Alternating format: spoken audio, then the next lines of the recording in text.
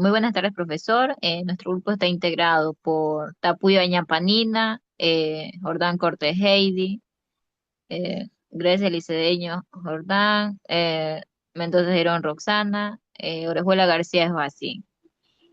Vamos a hablar sobre el marco jurídico ecuatoriano respecto a los residuos tecnológicos para el cuidado del medio ambiente. Primeramente voy a dar una pequeña introducción. Siguiente diapositiva, por favor. Eh, en el Ecuador cuenta con un marco jurídico ambiental robusto que integra principios constitucionales, normas legales y reglamentos técnicos dirigidos a la prevención de la contaminación y el manejo responsable de los residuos, incluyendo los residuos tecnológicos o residuos de aparatos eléctricos y electrónicos. La Constitución del 2008 reconoce por primera vez en la región los derechos de la naturaleza, lo que obliga al Estado y a los ciudadanos y al sector productivo a adoptar prácticas que garanticen la conservación ambiental y la no degradación del ecosistema. Asamblea Constituyente en el 2008. Siguiente diapositiva, por favor. Marco jurídico en sí, ahorita vamos a ya a estar hablando directamente sobre el marco jurídico ecuatoriano respecto a los residuos tecnológicos para el cuidado del medio ambiente. En sí, cuando estamos hablando de esto, hablamos del tratamiento normativo de los residuos tecnológicos en Ecuador, como lo dije anteriormente, que se basa en una serie de instrumentos legales que reconocen la naturaleza especial de estos desechos. Los de la RAE son productos eléctricos y electrónicos que han llegado al final de su vida útil y que pueden contener componentes peligrosos como mercurio, plomo, cadmio, níquel o sustancias bromadas. De acuerdo al ministerial MATE de 2022 del 067, que establece la responsabilidad extendida del productor para la RAE de origen doméstico, obliga a los responsables a organizar sistemas de recolección y logística inversa, asegurar tratamientos de acuerdo y garantizar que los residuos lleguen únicamente a gestores autorizados. De acuerdo a esto, plantea objetivos como incrementar la recolección, minimizar el impacto ambiental, formalizar la cadena de reciclaje y fomentar prácticas empresariales sostenibles. En la MATE 2022. Por otra parte, tenemos lo que son las tulas. El libro 6 clasifica a la RAE como residuos peligrosos cuando contienen sustancias tóxicas o cuando su composición implica riesgo para la salud, lo cual obliga a los generadores institucionales y privados a cumplir normas de almacenamiento, transporte y disposición. El Ministerio del Ambiente en el 2015, además, en sí las tulas prohíbe expresamente que este tipo de desechos sea depositado en rellenos comunes o abandonados en espacios públicos, ya que ellos genera lo que son pasivos ambientales irreversibles.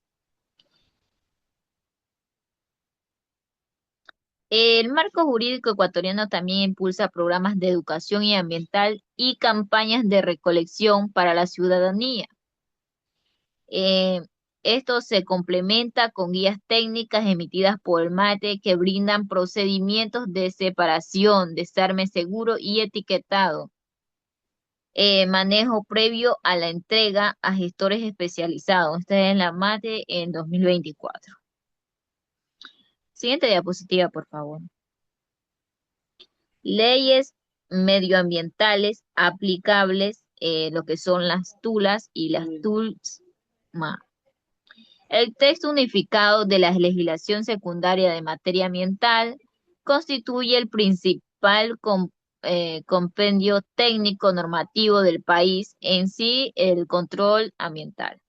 Este documento desarrolla la Ley de Gestión Ambiental y se estructura en varios libros, siendo el libro 6, el más relevante para la gestión de residuos, de residuos y sustancias peligrosas en lo que son contaminación de suelos. El TULAS establece definiciones en sí, clasificaciones y límites permisibles para distintas matrices ambientales, así como requisitos para actividades que pueden generar impacto. Uno de sus aportes más significativos es la definición de residuos peligrosos, los cuales son catalogados según sus características. Pueden ser corrosivas, reactivas, tóxicas, inflamables o infecciosas. Tenemos aquí lo que son las normativas, normativa de la calidad ambiental del suelo, fijando lo que son concentraciones máximas permitidas de contaminantes. Esta fue por el Ministerio del Ambiente en el 2015. Así sucesivamente vamos a tener lo que son procesos de remediación, que está estableciendo niveles de intervención según el impacto, permisos ambientales, lineamientos para la gestión integral de residuos sólidos con énfasis de minimización, reutilización y reciclaje. Gracias.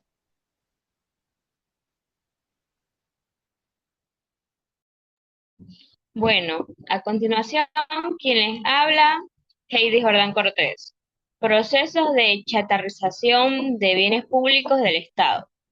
Este es un proceso para que las instituciones públicas den de baja bienes obsoletos, dañados o que ya no vale la pena reparar.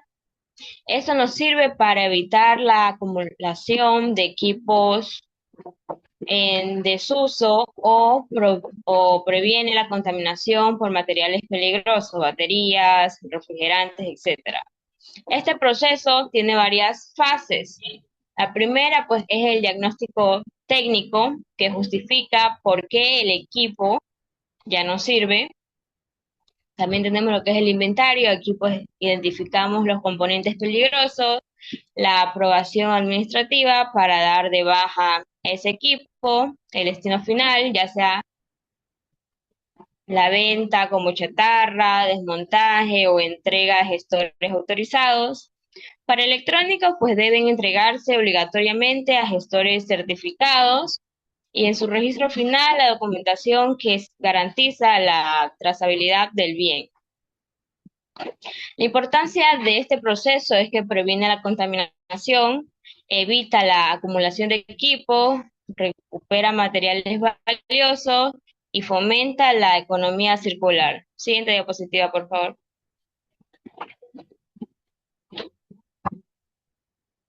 Bueno, actividades generadoras de desechos peligrosos.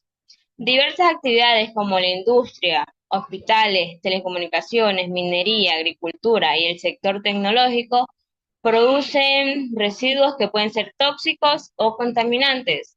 Según el TULAS, estas actividades deben contar con un plan de manejo de desechos peligrosos, que incluya la reducción, separación, almacenamiento temporal y entrega a gestores autorizados.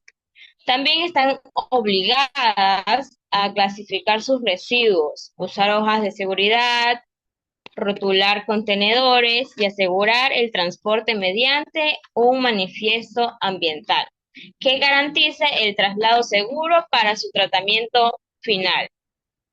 El incumplimiento puede generar multas, suspensión de permisos y, en casos graves, procesos penales por delitos ambientales. Gracias. A continuación, quien habla, Nina Tapoyo, y voy a hablar sobre el manejo, almacenamientos y disposición de residuos peligrosos. El manejo adecuado de residuos peligrosos implica varias etapas obligatorias. El almacenamiento temporal debe efectuarse en áreas designadas con pisos impermeables,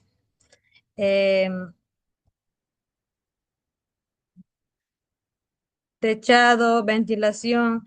También esto controla y elementos de contención ante derrames o fugas.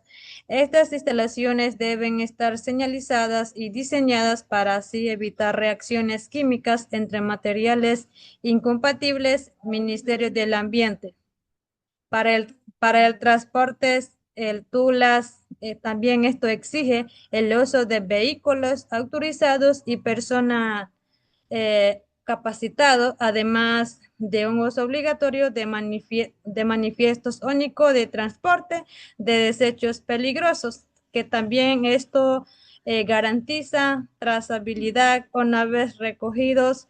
Los residuos deben ser transferidos a plantas autorizadas donde se aplican técnicos como neutralización, estabilización, incineración, controla reciclaje de componentes metálicos o confinamientos especial.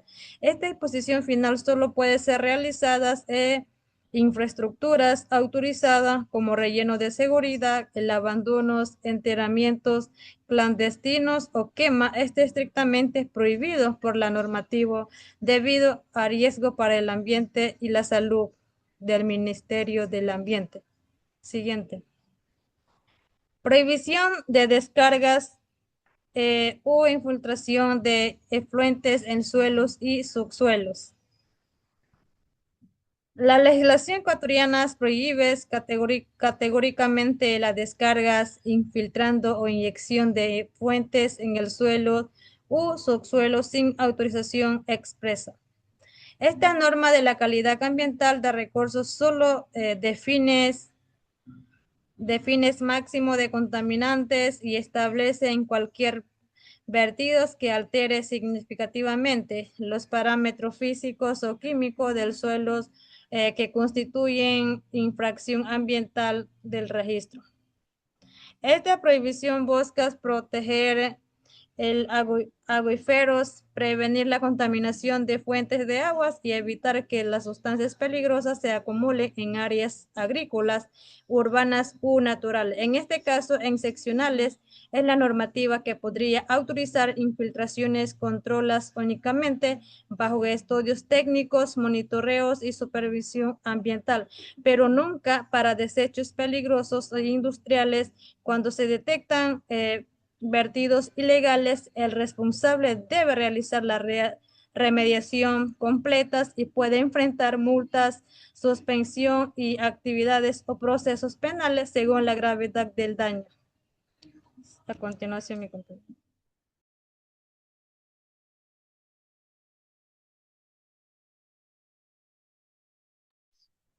Bueno, mi nombre es Jordan Gresely y voy a continuar con el tema de actividades que degradan la calidad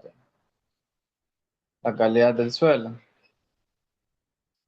Las actividades que concentran mayor impacto negativo sobre la calidad del suelo incluyen la minería sin control, el manejo inadecuado de combustibles y aceites, el uso excesivo de agroquímicos, el desecho informal de basura y la disposición clandestina de residuos peligrosos y tecnologías. El TULAS identifica estas actividades como fuentes de contaminación y establece valores guía para evaluar la magnitud del daño. La degradación del suelo puede manifestarse como pérdida de fertilidad, acumulación de metales pesados, alteración de la estructura física del suelo, reducción de biodiversidad y riesgo para la salud humana mediante bioacumulación de contaminantes.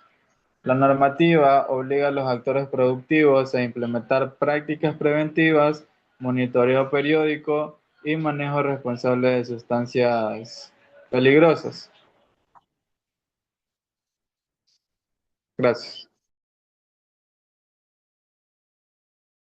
Para cerrar nuestra exposición, mi nombre es Orejuela García Joacín y hablaré sobre los suelos contaminados, sus criterios de evaluación y los procesos de remediación. Este tema es fundamental porque la contaminación del suelo afecta directamente a los ecosistemas a la salud humana y a la agricultura y a la calidad del agua subterránea. En el Ecuador, los criterios para identificar un suelo contaminado están establecidos en el libro 6, anexo 2 del TULAS.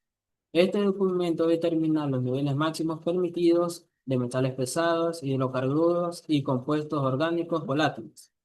Cuando un sitio supera estos valores, se considera contaminado y debe iniciarse un proceso de intervención ambiental.